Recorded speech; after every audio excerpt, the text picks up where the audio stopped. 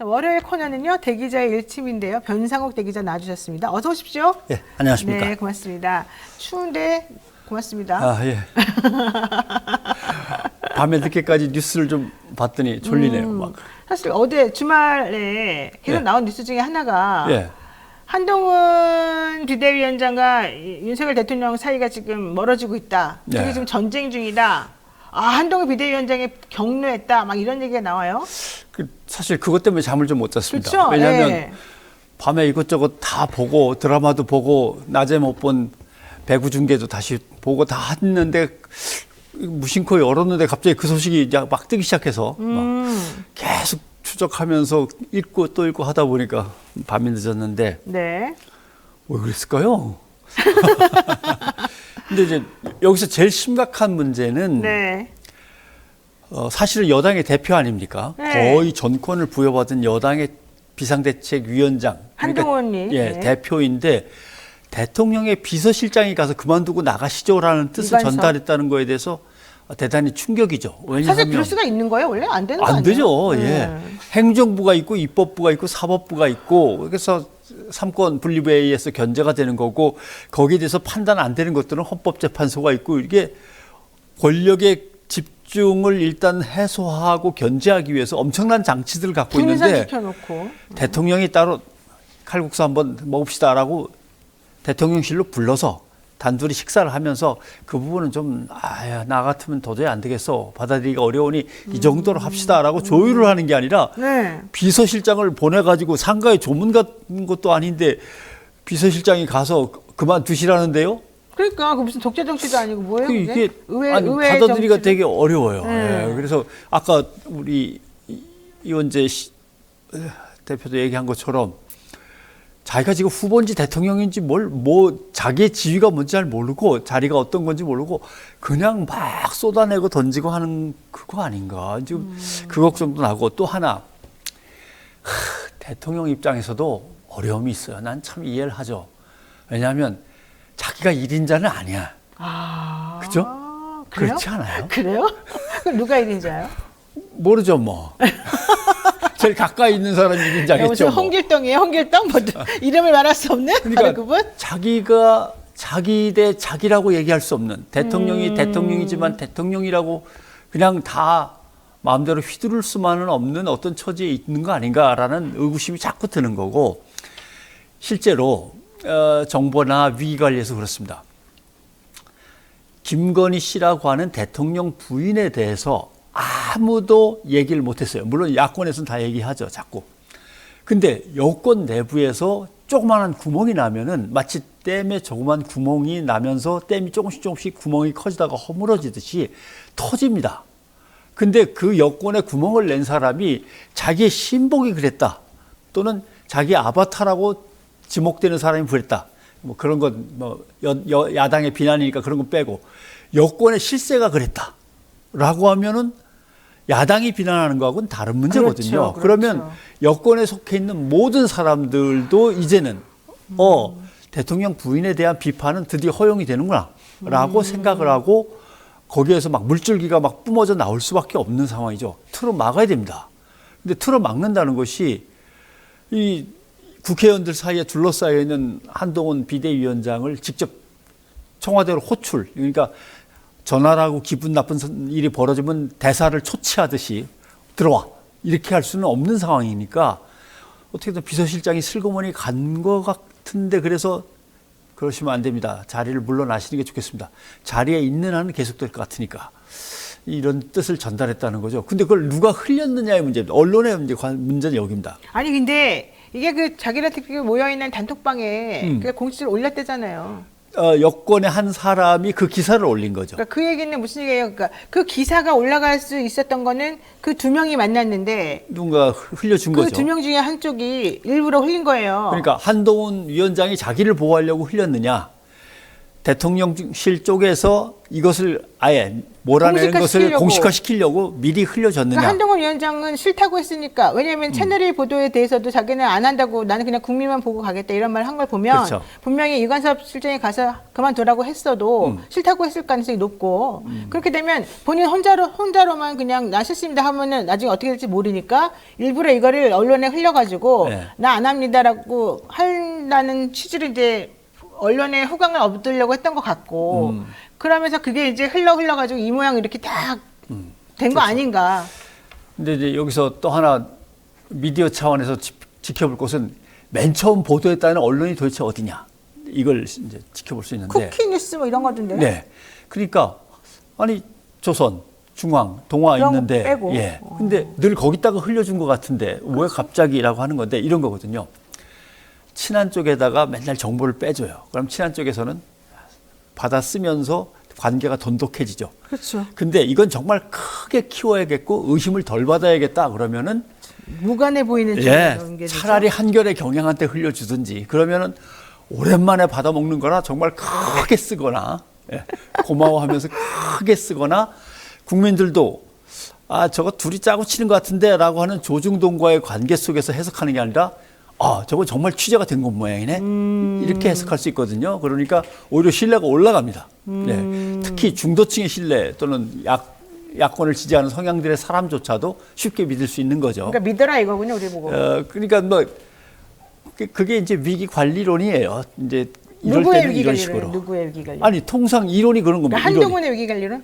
모르죠 그거야. 대통령이 위기 관리 일으켰느냐, 한동훈 위원장이 위기 관리 일으켰냐인데 위기 관리에서 항상 국민들이 생각하지 않았던 상대방이 생각하지 않았던 쪽에 흘려줘갖고 거기서부터 터져 나오게 한다든가 이건 이제 그러니까 이게 정석입니다. 터져서 누구에게 좋으냐가 위기 관리. 누구에게 좋을까요? 그 얘기를 한번 해보시죠. 네, 누구에게 좋습니까?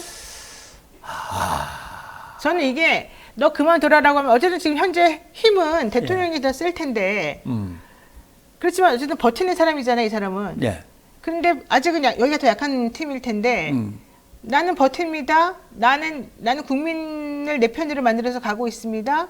이렇게 말을 하면서 조중동이 아닌 새로운 팀하고 나는 같이 움직입니다. 라는 지금 제스처를 취하는 거잖아요. 예. 그러면 결과론적으로 한동훈이 이런 식으로 지금 움직이고 있는 거 아니에요? 그거 아니에요?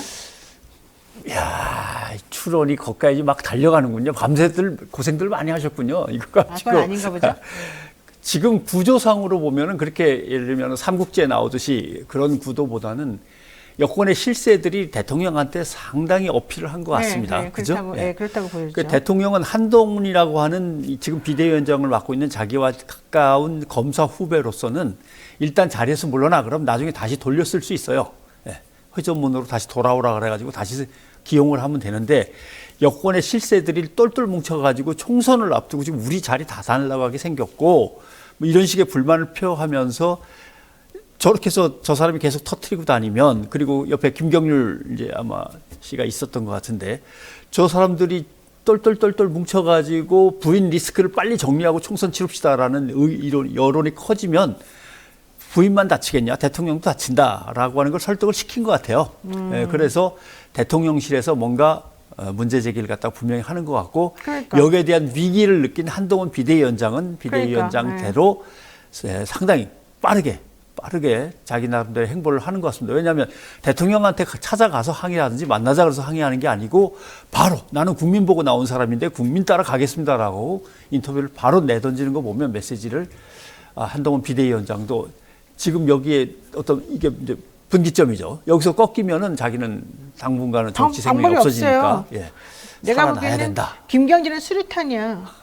김경률이라는 수류탄을 가지고 있다가 예. 한동훈이가 사실은 적시적소에 던져가지고 이제 버리는 카드인데 솔직히 한동훈 입장에서 김경률이라는 수류탄을 자기가 끝까지 들고 갈 필요는 없어요. 이거는 그냥 한번 쓰고 버리는 카드지. 그런데 왜냐하면 김경률이라는 사람이 또 그동안 막 의리를 지켜가지고 끝까지 가는 타입도 아니고 이제 어느 정도의 그런 방향성을 일으키는 정도의 역할은 하지만 그것 때문에 수많은 사람들을 막 다 끌고 와가지고 본인에게 힘이 되어주는 그런 또 타입도 아니거든요. 뭐 김경률 씨의 전력을 보면 알 수 있죠. 언젠가 그러니까요. 팩 돌면은 갑자기 뭐 깨고 나올 수도 자기 있는 편도 거니까. 아니에요. 그러면 예. 한동훈이나 윤석열 대통령 입장에서는 그런 사람을 또 끝까지 데리고 가지는 않아요. 왜냐하면 그분들은 의리라는 걸 또 중요하게 여기고 내 편에 끝까지 가냐 아니냐가 중요하고 주군을 위해서 희생하는 그 희생하는 부하의 모습을 원하는 사람들이기 때문에 아무튼 뭐 확실하게 알 수 있는 것은 김경률 씨를 공천을 주겠다라고 했는데 그 부분에 대해서 대통령실도 그건 사천이라고 네, 생각을 한 것 같아요. 네. 김경률 씨에 대해서 그렇게 판단 안 하고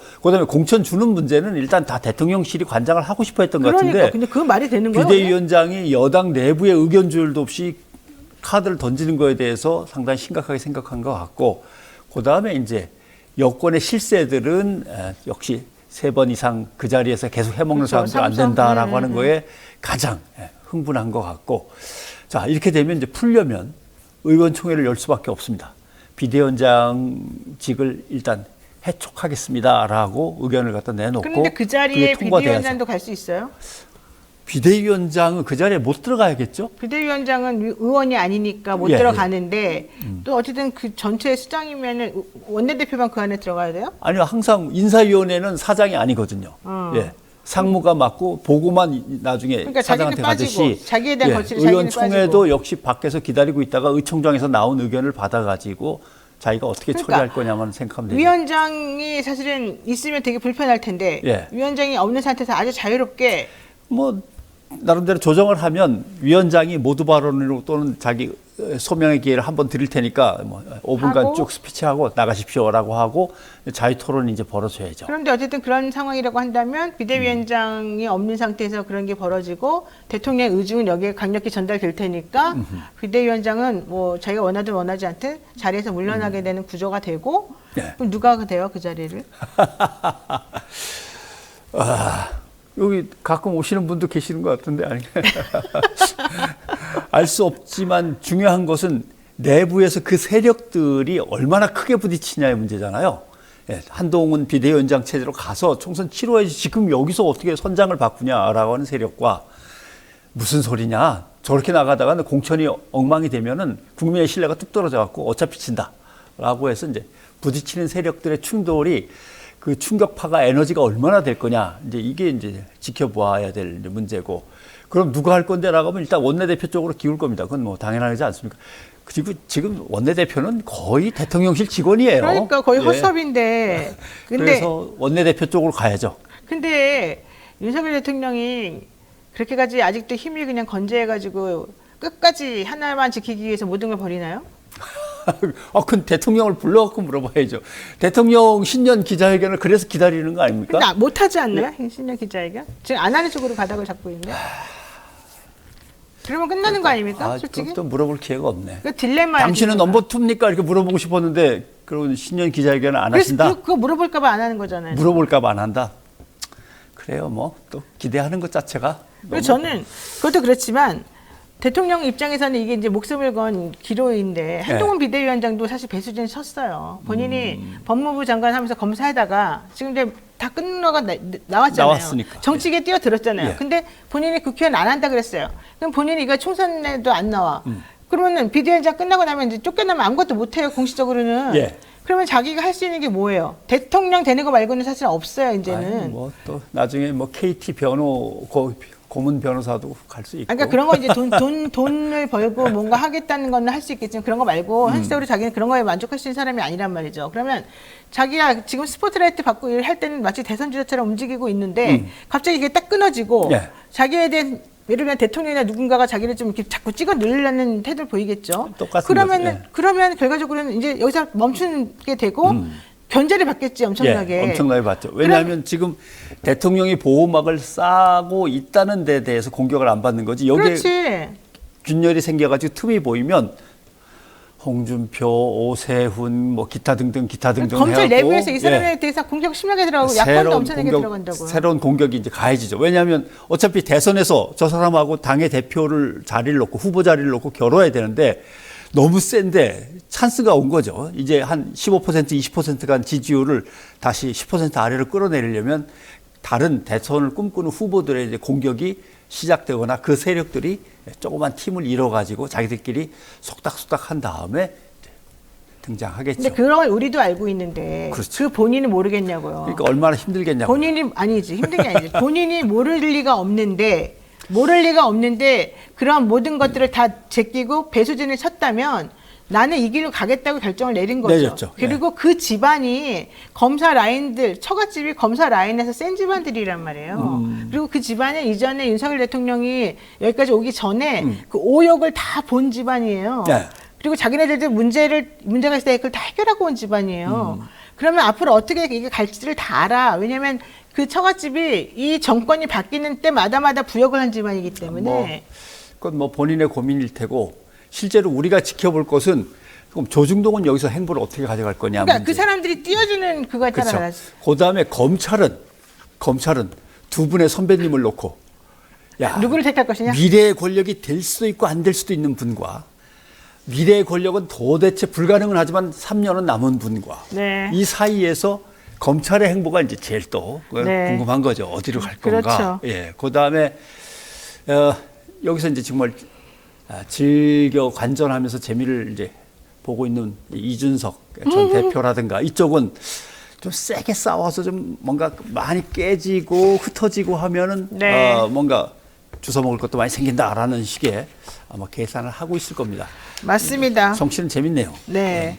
자, 오늘 사실은 이 얘기를 하려는 게 아니었는데 갑자기 저희가 준비한 내용보다 더 중요하게 갑자기 이 얘기가 터져 나왔기 때문에 예. 저희가 이제 급하게 이 얘기를 좀 하느라고 원래 하려던 얘기가 조금 뒤로 미뤄졌습니다만 어쨌든 지금 한동훈 비대위원장은 선민 후사하겠다. 김여사 관련 입장은 변한 적이 없다. 그러면서 본인의 의지를 계속 지금 굳건하게 표하고 있습니다. 그러니까 여기서 이제 얼마나 의미 없는 말들만 계속 왔다 갔다 하나. 네. 계속 국민이잖아요. 국민만 바라보고 국민만 계속 그런 얘기고. 이제 정치가 이제 선거의 계절을 맞아서 네. 정말 치열해지고 복잡해지고 이합집산하고 서로 헐뜯고 물고 늘어지고 그다음에 국민들한테는 의미 없는 말만 계속 던지면서 뭔가 진흙탕이 되는 거죠. 네. 그래서 정치를 혐오하면 안 됩니다. 네. 끝까지 지켜보면서 그러면 총선에는 어디를 찍거나 누구를 찍거나 해야겠다라는 것을 네. 계속 간파해 나가셔야 됩니다. 네, 어쨌든 앞으로 한동훈 그 비대위원장과 대통령 간의 이 권력 다툼, 알력 다툼, 내지는 공생 관계 이게 어떻게 변화하는지 보는 게 중요하겠습니다. 그 친하고 단단하던 동맹이 저렇게 빨리 깨지는 거에 대해서 중간에서 누가 어떤 역할을 했느냐. 이제 이게 기자들이 취재를 해야 되는데 가까이 있는 기자들이 취재를 못하고 얘기를 안 하나요? 저는 그 뒤에 배우자들 간의 보이지 않는 싸움이 되게 중요할 것 같습니다. 자, 예, 어쨌든 대통령 신년 기자회견 패싱 논란 한번 얘기해 보겠습니다. 대통령이 2024년 신년 기자회견을 하지 않고 KBS하고만 단독 인터뷰를 한다는 겁니다. 이게 있을 수 있는 일입니까? KBS로 확정이 됐다고 그러나요? 모르겠어요. 아니, 근데 이게 자꾸 나와서 만나요 이렇게 묻는 것은 당시 언론이 보도하면 믿을 수가 없으니까. 맞아요. 예, 여권의 고위 관계자에 의하면 KBS로 됐다고 KBS나 한다다. KTV 얘기도 나오고요. 근데 이제 이렇단 말이죠. KTV, KBS를 놓고 볼 때 KTV 같은 경우는 국정 홍보 채널입니다. 그건 네, 대통령이 국가 정책을 홍보하기 위해서 갖고 있는 채널이니까 아무 때나 나가서 마음대로 이용하면 됩니다. 근데 KTV에 나가서 하면 일단 대통령은 행정부의 수반이라는 역할로 축소돼요. 국가 통치자 이러려면은 KTV하고 하면은 모양새가 좀 빠지죠. 그 KBS가 훨씬 낫습니다. 그다음 YTN은 이건 YTN 입장에서 문제 제기를 한 것 같은데 네. 언론사를 선정한 기준이 뭐냐라는 문제가 제기될 수 있다. KBS가 되면. 그럼 KBS를 하지 그럼 MBC를 하겠습니까? 전국에 가장 많은 전파 연결 네트워크를 갖고 있는 KBS고 국가기관 공영방송이니까 당연히 KBS하고 하는 게 맞죠. 연합뉴스나 아니면 YTN하고 하는 것보다는 KBS하고 하는 게 맞고 선정 기준에 문제가 있는 건 아닌데 그 너머에 있는 의미는 KBS가 드디어 대통령 마음에 들 만큼 철저하게 잘 움직이고 있구나라는 의미가 포함되어 있다는 거예요. 네. 이게 문제인 거죠.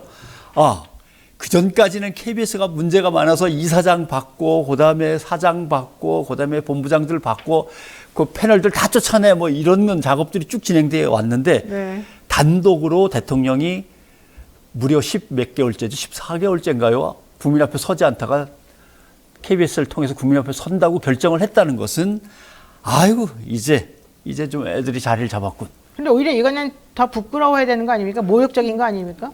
그 방송국 입장에서는. 글쎄요. 그렇게 생각하는 사람들이 있고 반가워하는 사람들이 섞여 있다는 게 문제겠죠. 뭐. 그래서 KBS 내부에서 어떻게 받아들일지 모르겠습니다만 그러나 KBS로서는 체면을 지키는 거죠.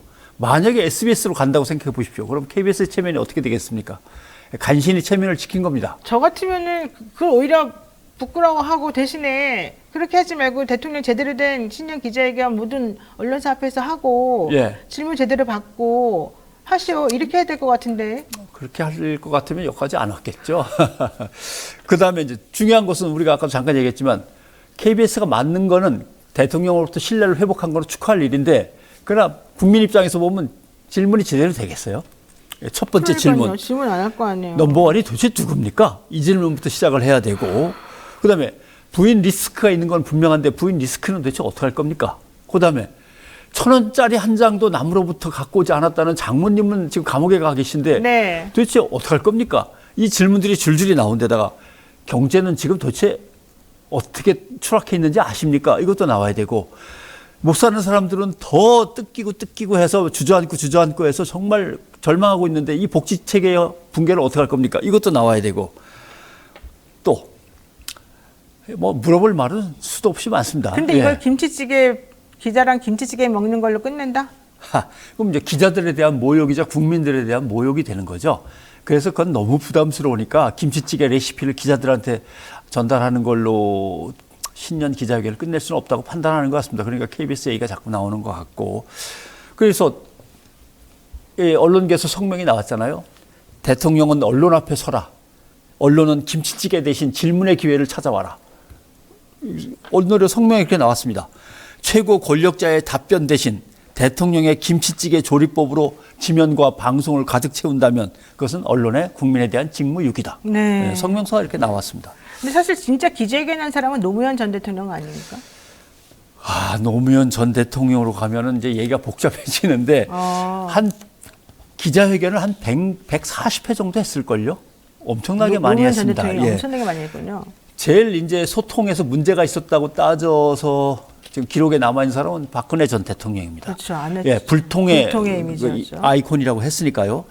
통일은 대박이라고 하면서 마지막으로 한 게 2014년 1월인데 그 이후에는 뭐 제대로 질문지가 질문이 없었고 나중에 이제 국정농단 문제가 툭 터졌을 때 기자들을 네. 불렀어요. 상춘제로 다 오라 그랬는데 자, 뭐 설명할 것 좀 설명할 것도 있고 가서 그러니까 오십시오 했는데 수첩에 적는 건 괜찮은데 녹음 안 됩니다. 노트북 지참 불가. 녹음도 못하게 하고 노트북도 못 가져오게 하고. 노트북과 녹음기를 갖고 오지 말고 다들 모이시오. 기자들에게? 예. 왜요?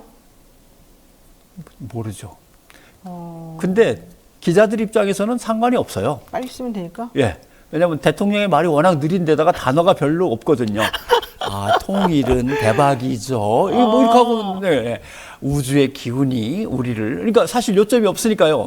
키워드 몇 개만 받았으면 되는 건데, 뭐 사실 그거나 마찬가지긴 합니다만은 다만 기자의 취재 수단을 대통령실이 기자회견을 하면서 제안한다는 거 너무 웃기잖아요. 네, 그렇죠. 예. 아니면 대통령이 아주 사담을 나누기 위해서 몇 명만 칼국수 먹자고 불렀으면 오프 더 레코드로 할 거니까 그런 취재 장비는 놓고 가십시오. 이렇게 하면 되는데 기자회견을 한다고 다 불러놓고 취재 장비는 제한합니다. 이건 말이 안 되죠. 이게 이제 불통의 끝판왕이라고 불렀던 박근혜 전 대통령의 상황인데 그래도 그 사람은 부르기라도 했지. 부르기라도 했잖아요. 그냥 맨몸으로 오시오라고는 했지만 네. 볼펜만 갖고 오라고 부르기라도 했는데 이 대통령은 지금 없어요. 예. 그러니까 이게 문제인 거고 그다음에 이명박 전 대통령도 사실은 별로 안 했습니다. 별로 안 했는데 그래요? 그때 이제 유명한 일화가 있죠. 왜 안 하십니까? 라고 하니까 취임 1주년 기자회견 한 지가 몇 달 안 돼가지고 내용이 중복되는데 뭐 하겠습니까? 대통령이 국민한테 얘기하는 거하고 기자한테 하는 건 지난번에 다르다. 얘기한 거하고 원고가 거의 비슷해서 안 할래요. 이거하고 말이 안 되거든요. 그러니까 국민을 어떻게 보고 있는지가 한눈에 드러나는 사건이었거든요. 이제 그런 문제. 그다음 근데 이게 예전에는 연두 기자회견이라고 불렀죠. 연두 기자회견 전에는 연두 교서라고 네, 했습니다. 연두 교서. 예. 국회에 가서 대통령이 일방적으로요? 국회의원들을 쫙 모아놓고 중계방송이 되는 가운데 나 앞으로 이렇게 할 거니까 그렇게들 알고 계시오라고 하는 걸 연두 교서라고 하고, 연두 회견은 그나마도 기자들을 불러놓고 하는 건데 순서를 다 정해놓고 무슨 질문할 건지 다 정해놓고 연습시킨 다음에 뭐 그대로 받아서 하는 거였고, 그래서 박정희 전 대통령은 이제 그런 식으로 연두 기자회견 했는데, 확실히 군인 출신이라 체력은 좋았는지 3시간 정도 한 적도 있어요. 왜냐하면 자기가 할 얘기를 갖다가 교장 선생님 나이 드시면 이렇게 훈화가 길어지는 거랑 비슷한 거죠. 더 재미난 건 마지막 연두 기자회견이 1979년입니다. 그러니까 1979년에 기자가 질문지에 없던 걸 한 거예요. 그럼 안 될 텐데. 불이타가 나오는데. 그랬는데 그때는 이미 나이가 드셔가지고 그래도 지금 많이 성질이 누그러드셨는지 이 양반이 나중에 술자리에서 당신 그때 예정에 없던 거, 생각지도 않았던 거 갑자기 물어보고 나 당황하게 했지. 그 되게 쫑크를 줬다는. 일설에 의하면 박치기로 한번 들이받았다는 썰이 있는데 그건 조금 확인이 덜 되긴 합니다만, 박치기를 했다는 얘기가 나올 정도 보면 가깝게 이제 불러가지고 야, 너 그럴 수 있어 이렇게는 한 것 같습니다. 그다음에 이제 전두환 전 대통령이라고 이제 우리가 이제 전두환 씨라고 그냥 불러버립니다만은, 이 양반은 군대에서 사단장 훈시하듯이 그냥 본인은, 근데 이 본인이라고 하면 안 되거든요. 이건 검사가 취조할 때 그건 본인이 직접 한 겁니까? 이럴 때 본인이라는 단어를 쓰는 거지, 국민 앞에서 기자회견할 때는 저는 이렇게 해야 되는 건데 본인은 이렇게 하면서 이제 일장 훈시를 하듯이 국민들한테 싸붙인 뭐 그런 것들이. 근데 이제 노무현 대통령은 그냥 완전히 미국 스타일로 쫙 모아놓고, 국민들도 모아놓고 검사까지 모아놓고 물을 거 있으면 물어봐라. 이렇게 하면서 했던 게 결국 한 140여 회 정도 한 거죠. DJ도 사실은 잘했죠. DJ는 워낙 자신이 있으니까 모르는 건 모른다 하고 아는 건 내가 다 설명해 줄 테니까 다 물어봐라. 그래서 국민과의 대화를 처음 시작한 게 김대중 전 대통령입니다. 그래서 그때는 IMF 이후에 구조조정이며 국민들이 궁금한 게 너무 많았기 때문에 이걸 언론한테 얘기하면 언론은 지들 좋은 거면 골랐을 수 있으니까 아예 국민들을 다 불러놓고 얘기한 것이 쭉 노무현 대통령으로 이어지는 그런 상황이었던 거죠. 근데 우리 윤석열 대통령은 참 아이러니하게 소통을 위해서 대통령실까지 옮긴 분이 국회의원을 그냥 입틀막을 해버렸어요. 청와대를 버리고 국민 품으로 뛰어들겠다고 용산까지 나왔는데 국민을 안 만난다. 기자회견을 안 하는 건 물론이고 국회의원을 그냥 막 뭐라고 이걸 해석해야 될지 잘 모르겠는데 좀 답답한 상황입니다. 아무튼 이럴 때는 언론들이 기자단을 구성한 이유가 바로 그런 겁니다. 혼자 가서 뭐라 그럴 수 없으니까 기자단이 몰려가서 문을 두드리면서 나오라고 소리를 쳐야 되는 거죠. 백악관은 기자들이 하도 쫓아와서 난리를 치니까 복도에 콘크리트로 벽을 쳐버렸어요. 그러니까요. 그런 적도 막아버렸죠. 있습니다. 막아버린 적도 있고. 왜 막았냐고 하니까 백악관의 수석 홍보 담당 수석이 그때 뭐라고 얘기했냐면, 저쪽에서는 무식한 맹수 같은 것들이 침을 흘리면서 물어뜯을 준비만 하고 있어서 담을 칠 수밖에 없다. 그러니까 어이구 저 너무한 거 아니야라고 하는데 그게 아닙니다.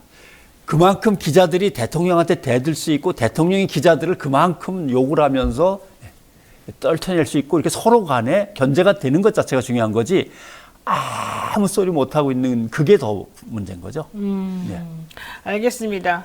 자, 바이든 날리면 판결과 경호 요원이 국회의원을 폭력하는데도 불구하고 언론계가 이렇게 조용한 것도, 뭐 조용하다고 얘기하면 또 아닙니다라고 억울합니다라고 말할 언론들이 있을 수 있겠습니다만은, 제가 봤을 때는 이 정도면은 거의 침묵에 가까운 수준이 아닌가 생각이 듭니다. 이렇게 된 건 사실은 우리들이 반성을 안 할 수가 없는 상황이 됐고요. 이런 식의 침묵과 동조, 이런 것들이 현재 작금의 사태를 만들었다라고 저는 생각을 했기 때문에, 뭐 언론의 입장에서는 바이든 날리면 2탄입니다. 왜냐하면 바이든이라고 했는지 날리면 했는지 본인이 제일 잘 알죠. 대통령 본인이 제일 잘 알아요. 그다음에 악수를 하면서 꽉 쥐고 위협적으로 했는지, 손을 갖다 슬쩍 대는 듯 마는 듯 끝났는지, 잡아당겼는지도 사실 잡아당기면서 고함을 쳤는지 그것도 본인이 제일 잘 알죠. 그러나 영상으로 나온 걸 보면 악수는 그냥 허례허식으로 그냥 하는 듯 마는 듯 했고, 한 2발짝 간 다음에 소리를 이제 내기 시작했는데, 그거는 누가 봐도 잡아당기며 그것도 전과 오범인 국회의원이 언론이 이렇게 설명한다는 건 있을 수 없는 있을 수 없는 일입니다. 네. 자, 어쨌든 총체적으로 지금 대통령이 정말 저는 언론에 대해서 잘못하고 있다고 보고 언론도 여기에 부역하고 있다고 보기 때문에 이 부분에 대해서는 우리가 정말 자기 반성을 다 같이 해야 되는 거 아닌가 생각이 드네요. 네, 오늘 여기까지 말씀을 드려야 될 것 같습니다. 뉴인스타 프라임 매주 월요일 코너 대기자의 일침, 우리 변상호 대기자의 일침이 지금 귀에 막 꽂히는 그런 느낌이 좀 들었습니다. 오늘 여기까지 듣겠습니다. 예, 고맙습니다. 고맙습니다. 네.